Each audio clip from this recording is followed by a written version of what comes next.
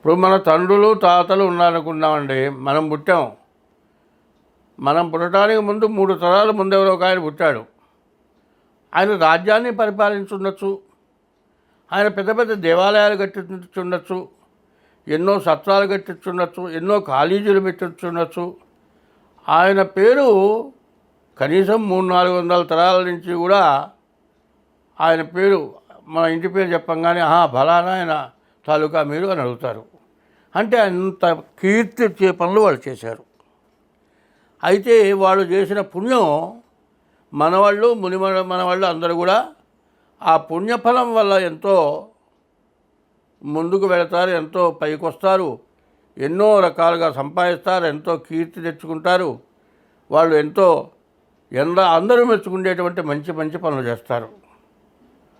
అట్లా కాకుండా వాళ్ళు పితృదేవతలు అంటారు. ఆ పితృదేవతల్లో మన తండ్రులు తాతలు ఎవరో కొంతమంది ఏదో చెయ్యరాని మహాపాపాలు చేస్తారు. ఆ మహాపాపాలే కాకుండా ఇంట్లో పిల్లలుగా ఉండి ఇంట్లో చెప్పిన మాట వెనక గట్టిగా అరిస్తే కనీసం 20 సంవత్సరాలు వచ్చేప్పటికి ఇంట్లో నుంచి వెళ్ళిపోతారు. వెళ్ళిపోయి వాళ్ళు ఆత్మహత్య చేసుకుంటారు, చచ్చిపోతారు. కాదండి, కొంతమంది వెళ్ళిపోయి ఏమైపోయినారో కూడా తెలియదు. ఇట్లా చాలామంది జరుగుతుంది. ఇవన్నీ కూడా ఎందుకు వస్తుంది? కుటుంబంలో ఉండేటువంటి కలహాల వల్ల వస్తున్నాయి. ఇదివరకు 10 కుటుంబాలు కూడా అన్నదమ్ములు తాతలు 10 మంది అనుకోండి, వాళ్ళ పిల్లలు 50 మంది అనుకుందాం, అందరూ ఒక కుటుంబంగా ఉన్నారు. ఇప్పుడు ఏమవుతుంది? పెళ్లి కాగానే కొడుకు కోడలు వేరే వెళ్ళిపోతున్నారు. ఇట్లా జరుగుతోంది. దీనివల్ల రకరకాలైన సమస్యలు వస్తున్నాయి. ఈ సమస్యల వల్ల చాలా బాధలు పడుతున్నారు. ఏమవుతుంది? పెళ్ళి అయిన తర్వాత కొడుకు కోడలు వేరే వెళ్ళిపోతారు.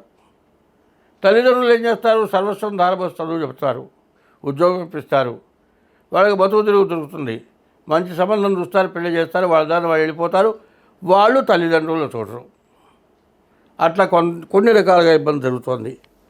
కొంతమంది ఏం చేస్తారు? పిల్లలు చెప్పిన మాట వెనక ఆత్మహత్య చేసుకోవటమో, ఎటన్నా వెళ్ళిపోవటమో, వాళ్ళు ఏమైపోయినారో తెలియకపోవటమో ఇట్లా జరుగుతుంది. తర్వాత కొన్ని చోట్ల ఏం జరుగుతుంది? వివాహం అయిన తర్వాత భార్యాభర్తల్లో కలహాలు వచ్చి ఒకళ్ళ మాట ఒకళ్ళు వెనక పిల్లలు పుట్టిన తర్వాత కూడా విడిపోవటమో, పిల్లలున్నా కూడా భార్యాభర్త కలహాలు తగాదాలు పెట్టుకొని తన్నుకొని తాగి బదాటపడి పిల్లల సంగతి పట్టించుకోకుండా పిల్లల బ్రతుకు తిరుగు చూడకుండా వీళ్ళ ఇష్టానుసారంగా తిరగటం ఇట్లాంటివి జరుగుతున్నాయి. ఇవన్నీ ఎందుకు జరుగుతున్నాయి? ప్రతి వాళ్ళకి ఏంటి బాధ? ఏమంటే మా అబ్బాయి పెళ్లి కావాలి, మా అబ్బాయి పెళ్లి కావట్లేదు, ఏమంటే మావాడు తాగుతాడండి. ఇట్లా రకరకాలైన అలవాట్లు, రకరకాలైన స్నేహితాలు ఇవి బాగా ఎక్కువగా జరుగుతూ ఉన్నాయి. దీనివల్ల అనేక రకాల నష్టాలు పడుతూ ఉన్నారు. ఇవన్నీ ఎందుకు జరుగుతున్నాయి? ఏమన్నా మనమేం చేసాం? మనమేం చేయలేదు. పెద్దవాళ్ళు మనమేం చేయలే, పుణ్యమే చేసాం, పాపం చేయలే. పిల్లలు మాత్రం ఇంత తయారవుతున్నారు. ఇది ఎందుకు తయారవుతున్నారు అంటే కొన్ని పాపాలు జరుగుతున్నాయి. ఏంటి ఆ పాపాలు? కాలసర్పదోషం అంటారు. సర్పాలను చంపితే కాలసర్పదోషం, కుజదోషం, కాలసర్పదోషం, కుజదోషం, ఇది కాక పితృదోషం. ఇట్లాంటి దోషాలు 3 రకాల దోషాలు ఉన్నాయి. ఈ దోషాల వల్ల ఏమవుతుంది? మీకు కాలసర్పదోషం అంటే కుజదోషం ఉన్నది అనేదానికి ఆడవాళ్ళు వాళ్ళంతా వాళ్ళు తెలుసుకునే విధానం చెబుతూ ఉన్నా. పెద్ద మనిషి ఇందలగాయతూ విపరీతమైన కడుపులో నొప్పి వస్తుంది. ఆ నెలసరి వచ్చినప్పుడు విపరీతమైన నొప్పి తట్టుకోలేని బాధ దాదాపు 4 రోజుల ముందే వస్తుంది. ఆ 4 రోజులు బ్లీడింగ్ అయిపోయిన తర్వాత ఇంకా 4 రోజులు, దాదాపు 10 రోజులు ఆ కడుపులో నొప్పితో బాధపడతారు. సరే, అంతటితో పోతుందంటే పెళ్ళయిన తర్వాత గర్భిణీలు పోవటమో, పిల్లలు పుట్టకపోవటమో, పిల్లలు పుట్టిపోవటమో ఇట్లాంటి సమస్యలు కుజ దోషం వల్ల, కాలసర్ప దోషం వల్ల సర్పాలను చంపనే అక్కర్లే. ఇదివరకు ఏం చేసేవాళ్ళంటే ఈ బయట ఉన్నటువంటి గుడ్డలు సాకలికి వేసేవాళ్ళు కాదు, వీళ్ళే జాగ్రత్తగా ఉతుక్కునేవాళ్ళు. అవి ఏమవుతున్నాయి, ఆ గుడ్డలు తీసుకెళ్ళి చాకలి వాళ్ళు బయట ఉతుకుతారు. ఆ మైల నీళ్ళు కప్పలు తాగితే చచ్చిపోతాయి, కుషించి చచ్చిపోతాయి. అది మండూక దోషం. కాలసర్ప దోషం అంటే సర్పాలు తిరిగే చోట మైల గుడ్డలు పడేస్తే ఆ మైల వల్ల కూడా సర్పాలు చచ్చిపోతాయి. మనం చంపక్కర్లా. కాదండి మనం చంపలేము, మన ఇంట్లోకి వచ్చి పాము కూర్చుంది, పాము వచ్చిందని చెబుతాం. బయట వాళ్ళు ఎవరో వస్తారు చంపుతారు. కానీ చంపిన వాళ్ళకి దోషం లేదు, పావుని చూపించిన వాళ్ళకి దోషం. ధర్మశాస్త్రం ఏం చెప్తుందంటే సర్పం విషసర్పం, అది కరిస్తే చచ్చిపోతారు అనేటువంటి భయం అవుతుంది. సర్పం ఎప్పుడు కూడా దాన్ని తొక్కితే, దానికి ఒత్తిడి తగిలితేనే మనల్ని కరుస్తుంది, లేకపోతే అది మన జోలికి రాదు.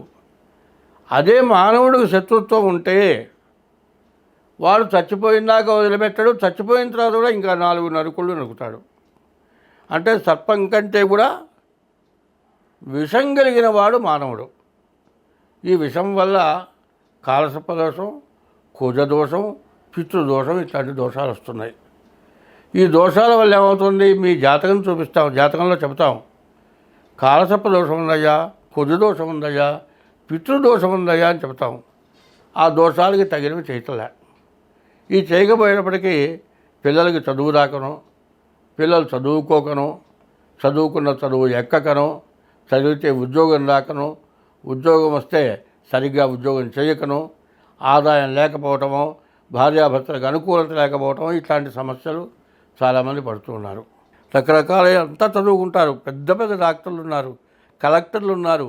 ఉద్యోగం పోగొట్టుకొని తాగి తందనాలాడి ఉద్యోగం పోగొట్టుకున్న వాళ్ళు, పిచ్చివాళ్ళు తిరుగుతున్న వాళ్ళు చూస్తున్నాను. చాలామందిని పట్టుకొచ్చి తలకాయ గురించి చూస్తే వాడు ఎస్పీనో కలెక్టరో ఇట్లా ఉంటాడు. వీళ్ళు జరగడానికి కారణం ఏంది, పెద్దవాళ్ళు వాళ్ళని కన్నవాళ్ళు చేసినటువంటి పాపం వల్ల వాళ్ళు అట్లా అయిపోయినారు. అటువంటి దోషాలని పోగొట్టుకోకపోతే వాళ్ళ తర్వాత మనం కూడా ఆ దోషాలకి ఆపాదింపబడి చచ్చే లోపల బాధలు పడతాం. మనిషి బతుకున్నంత కాలంలో వయస్సులో ఎంత కష్టమైనా పడగలుగుతారు, వృద్ధాప్యం వచ్చిన తర్వాత కష్టపడలేరు.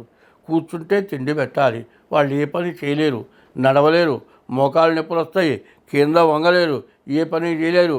ఇట్లాంటి సమస్యలతో బాధపడేటువంటి వాళ్ళని చూడాలి. ఎప్పుడైనా సరే బజారుకి వెళ్తే కూడా ఎవరు నడవలేక ఇబ్బంది పడేటువంటి పెద్దవాళ్ళకి ధర్మం చేయాలి, ముందు తల్లిదండ్రులు చూడాలి. ఇవి చేయకపోవటం వల్ల చెబుతోంది కాలసర్పదోషం, కుజదోషం, పితృదోషం, ఈ 3 రకాల దోషాలు ఉన్నాయి. ఇటువంటి దోషాలు ఏవైనా సరే మనం చేసినవి కానీ, మన తల్లిదండ్రులు చేసినవి కానీ, మన తాత ముత్తాతలు చేసినవి కానీ, మన వంశంలో చేసిన వాళ్ళు తద్దినంలో ఉడజేతారు.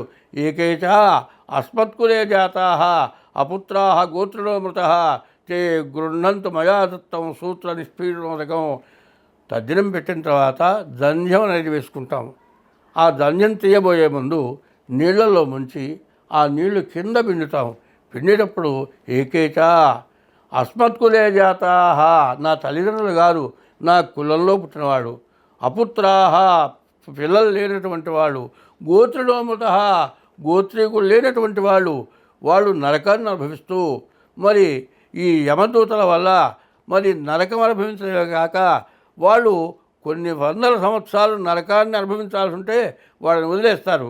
ఆ యమలోక నుంచి వాళ్ళు ఏం చేస్తారు, అడవుల్లో సంచరిస్తూ ఉంటారు, వాళ్ళే దయ్యాలుగా తిరుగుతూ ఉంటారు.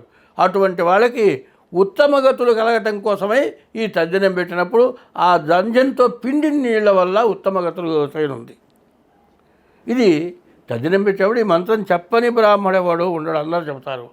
ఆ వివరం చెప్పేవాళ్ళు లేకపోవడం, తెలుసుకునే వాళ్ళు అనుకునేటువంటి ఉద్దేశం కూడా లేదు, తద్దినం పెట్టాలనే ఉద్దేశమే లేదు. ఒకవేళ పెట్టినా ఆ బ్రాహ్మణుడు ఈ మంత్రానికి ఏమిటయా అర్థం అని అడగరు, ఏ తొందరగా కావాలనేది ఆలోచన. కాదండి తద్దినం పెట్టలేకపోతే గుళ్ళో పోయి స్వయంపాకం ఇస్తున్నారు. అట్లా చేయకుండా దానివల్ల పాపం వస్తుంది. ఈ పాప విముక్తి కోసమని కాలసర్పదోషం, కుజదోషం పోవటానికి నవనాగుల పూజ ఇది చేస్తూ ఉన్నాం. ఇది చాలా ఖర్చులో కూడుకుంది.